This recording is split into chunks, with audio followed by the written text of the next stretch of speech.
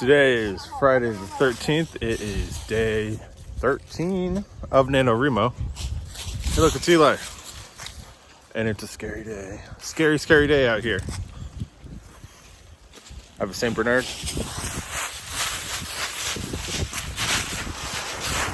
He just wants to play in the leaves. I think he's pooping. Pooping in the leaves.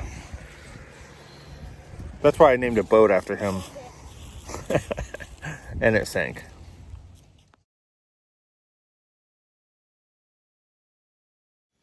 I don't know what happened. Somehow I accidentally.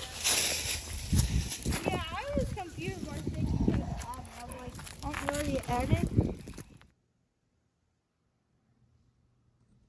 So yesterday, it seemed to be pretty easy to write. Today, it's way more difficult. I'm not sure why. Maybe I'm more tired. Maybe I'm not getting enough sleep. Maybe I'm not doing enough work. But it's going slow and monotonous.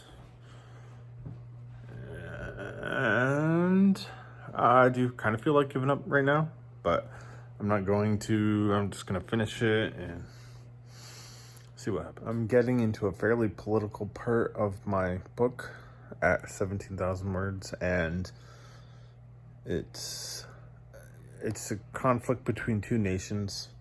This is part of a steampunk type environment. One nation is called Vidalia, and I know it's the name of an onion. It just sounded like a cool name for a country, and it's basically an anarcho-capitalist type country. And the other nation is Ren, and it's basically a socialist country. So these countries are at odds with each other. The merchants of Vidalia want to trade with Ren, but they do not want to trade with a country that, in their opinion, exploits labor.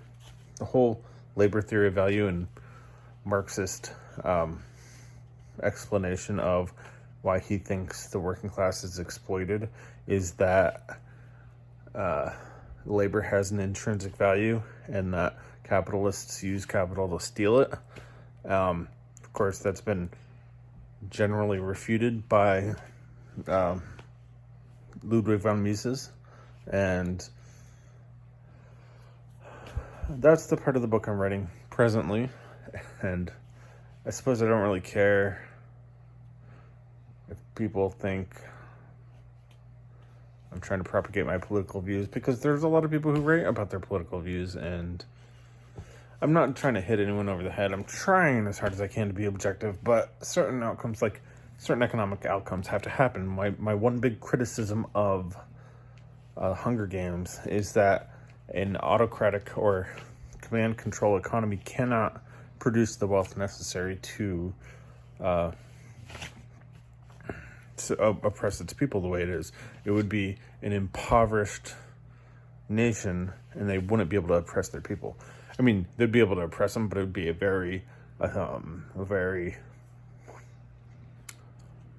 old form of oppression, like very poverty and stricken. Again, here in the United States, we can oppress people at a much higher rate than other countries.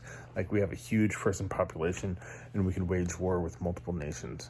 And a lot of people say that is a characteristic of capitalism. I disagree. I think capitalism by itself is fine, but I think the government itself, it comes in and gives people perverse incentives and makes people wage war with each other that who otherwise wouldn't. Makes interest group wage social media war with each other, and it pits person against person rather than uniting people. So that's about where I'm at.